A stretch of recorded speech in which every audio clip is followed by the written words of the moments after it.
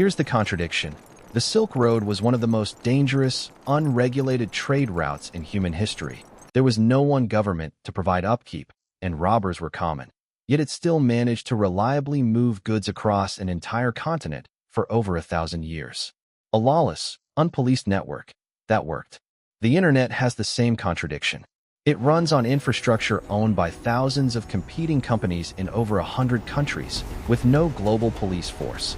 And yet a message from Karachi reaches Seattle in under a second. How do you get strangers with no shared authority to cooperate reliably? The answer isn't trust in people, it's trust in a system. And that idea shows up in both stories in a strikingly similar form.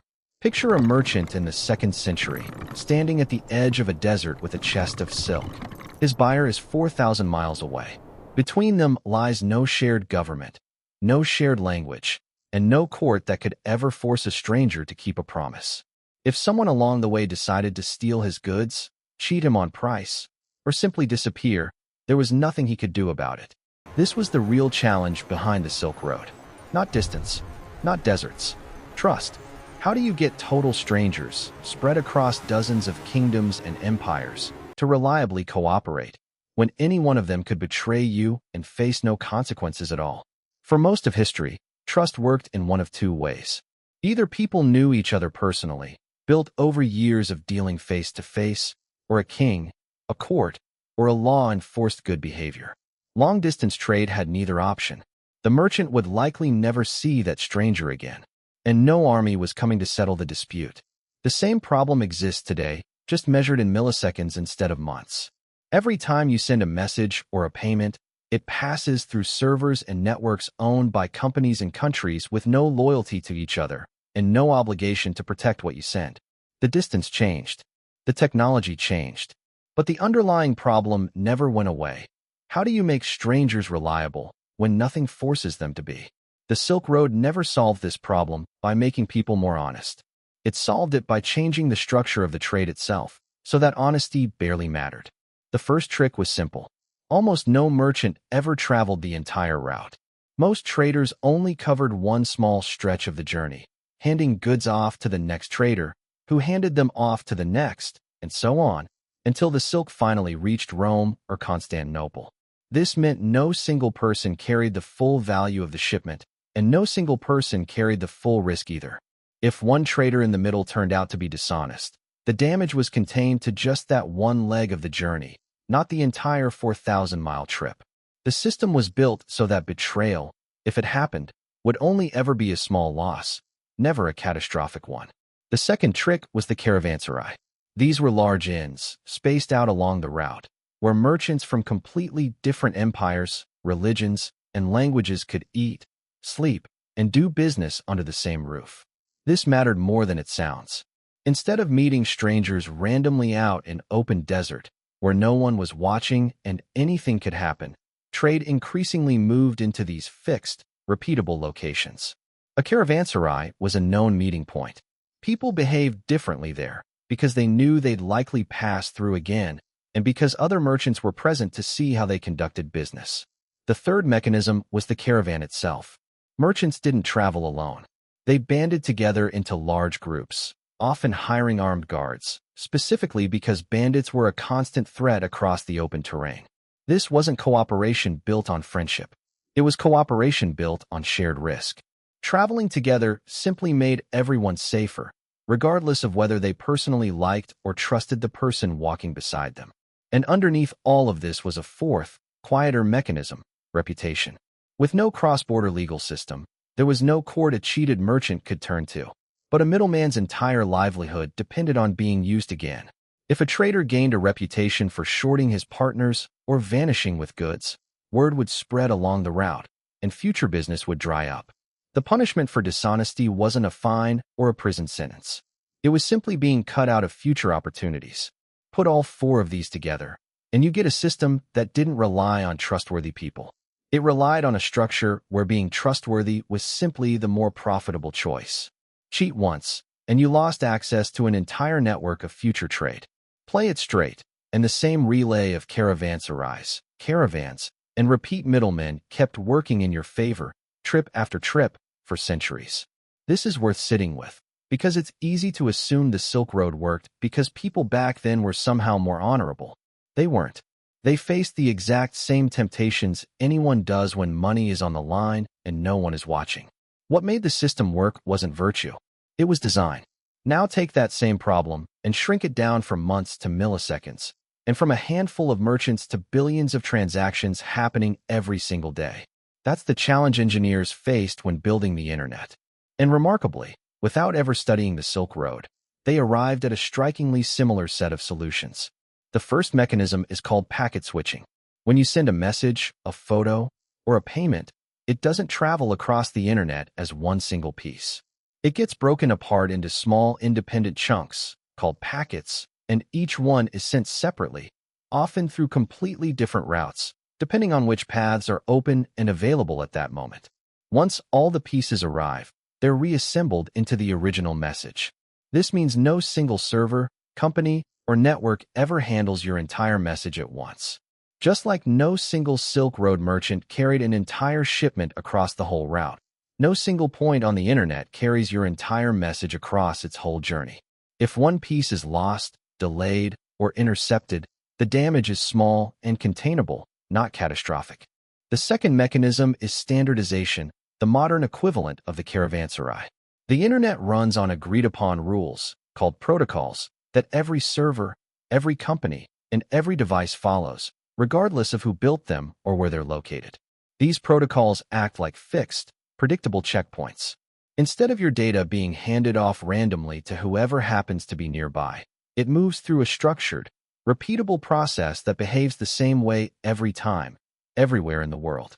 This turns what could be a chaotic, unpredictable handoff into something closer to a known, monitored way station. The third mechanism replaces armed guards with something less visible but just as important: sealed protection. Modern systems lock data in a way that only the intended recipient can unlock. In plain terms, it's like sending a letter in a sealed envelope instead of on an open postcard. Even if a stranger's server happens to route your message along the way, they can't read what's inside, and they can't quietly swap it out for something else. The protection doesn't come from trusting every server in between. It comes from making it irrelevant whether you trust them or not. And finally, there's reputation, operating at a much larger scale than any single Silk Road route ever could. Companies and networks that route data unreliably or that mishandle it get quietly avoided and routed around by everyone else. Reliability isn't enforced by punishment. It's enforced by the simple fact that unreliable systems get abandoned in favor of better ones. None of this required every server operator, company, or engineer involved to be personally honest. The internet, just like the Silk Road, didn't try to fix human behavior. It shrank the risk of any single failure and built a structure where doing the reliable thing was simply the easier, more sustainable path. Strip away the camels and the cables, and these two systems are doing the exact same three things. First, fragmentation. Goods on the Silk Road moved in short, separate legs, carried by different traders. Data on the internet moves in short, separate packets, carried by different servers. Neither system trusts one single carrier with the whole journey. Second, standardized checkpoints. The Silk Road had caravanserais, fixed points where trade happened in a predictable, repeatable way. The internet has protocols, agreed-upon rules that every server follows, everywhere, all the time. Both replace random, unmonitored encounters with something structured and known in advance.